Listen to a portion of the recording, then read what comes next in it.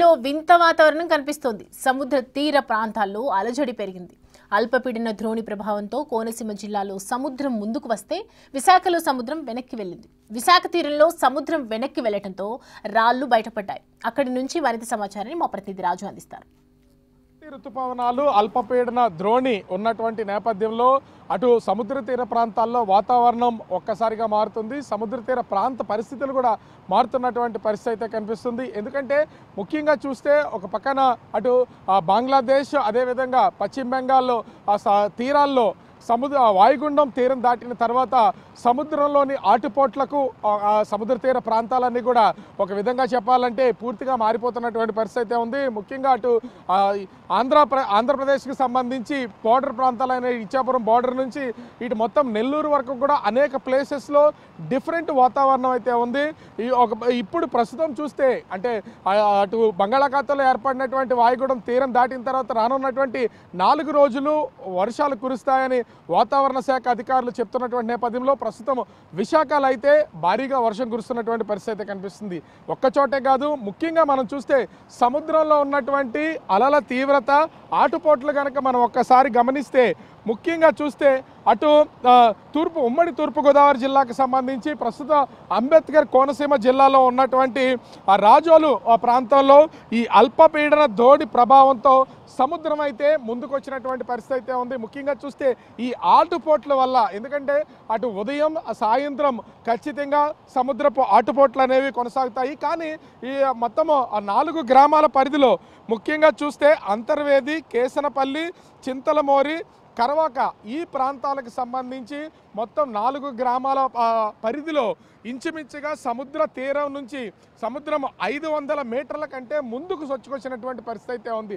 ఇది ఆటుపోట్లలో భాగంగా ముందుకొచ్చిందా లేదా ఈ సముద్రంలో ఉన్నటువంటి అల్లకొల్లలం వల్ల ముందుకొచ్చిందా అనేది తెలియనటువంటి పరిస్థితి అయితే ఉంది. ఎందుకంటే 4 గ్రామాల పరిధిలో ఉన్నటువంటి సముద్ర తీర ప్రాంతం అంతా కూడా ఒక్కసారిగా, అంటే ఈ 4 గ్రామాల పరిధి ఇంచుమించుగా 4 నుంచి 5 కిలోమీటర్ల దూరం అయితే ఉంటుంది. ఈ 5 కిలోమీటర్ల దూరానికి సంబంధించి అన్ని గ్రామాల పరిధిలోనూ సముద్రం అయితే ముందుకు చొచ్చుకొచ్చినటువంటిది అయితే ఉంది. ఇంచుమించుగా 500 మీటర్ల నుంచి 600 మీటర్ల వరకు సముద్రం ఉన్న అటువంటి ప్లేస్ నుంచి ముందుకు వచ్చినటువంటి పరిస్థితి అయితే ఉంది.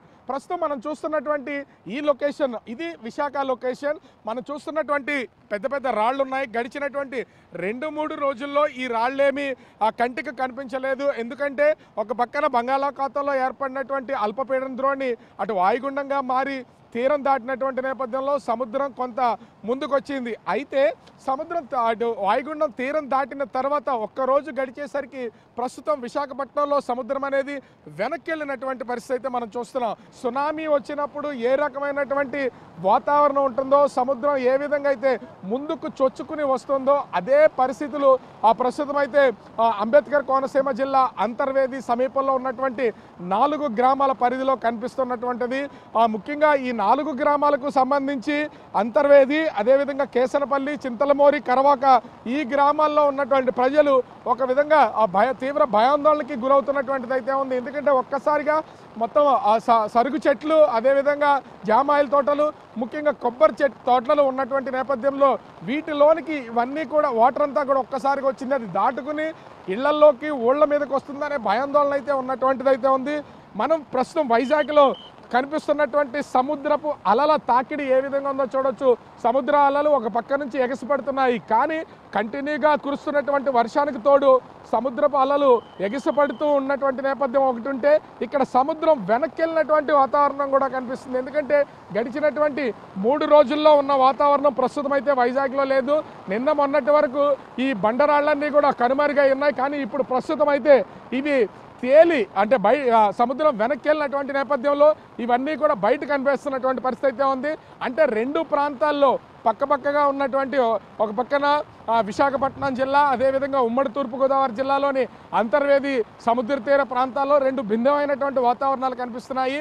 ఒకటి అటు విశాఖపట్నానికి సంబంధించి సముద్రం వెనక్కి వెళ్ళి బండరాళ్ళన్నీ బయటకు కనిపిస్తుంటే, అటు అంబేద్కర్ కోనసీమ జిల్లాలోని అటు ముఖ్యంగా చూస్తే రాజోలు, కరవాక, చింతలమోరి ఈ గ్రామాలకు సంబంధించినటువంటి ప్రాంతాల్లో దాదాపుగా 600 మీటర్లకు పైనే సముద్రం ముందుకొచ్చి మొత్తం గ్రామస్తులందరినీ కూడా భయభ్రాంతులకు గురి చేస్తున్నటువంటి పరిస్థితి అయితే ఉంది. ఓవరాల్గా చూస్తే వాతావరణంలో వస్తున్నటువంటి మార్పులు, సముద్రంలో వస్తున్నటువంటి మార్పులు తీవ్ర పరిణామాలు అయితే సూచిస్తున్నటువంటి పరిస్థితి అయితే ఉంది. మరి దీని గురించి అటు సైంటిస్టులు ఏం చెప్తారు, వాతావరణాన్ని ముఖ్యంగా సముద్ర తీర ప్రాంతాల్లో అధ్యయనం చేస్తున్నటువంటి అంటే పరిశోధకులు ఏం చెప్తారనేది చూడాలి. ఇది దేనికి సంకేతం? సముద్రం ఇలా ముందుకు వచ్చినటువంటి నేపథ్యంలో ప్రజలు భయపడుతున్నటువంటి నేపథ్యంలో అసలు ప్రజలకి ఏ విధమైనటువంటి ధైర్యం చెప్తారనేది మాత్రం వేచి చూడాల్సినటువంటి పరిస్థితి కనిపిస్తుంది. కెమెరామెన్ రాముతో రాజు, బిగ్ టీవీ.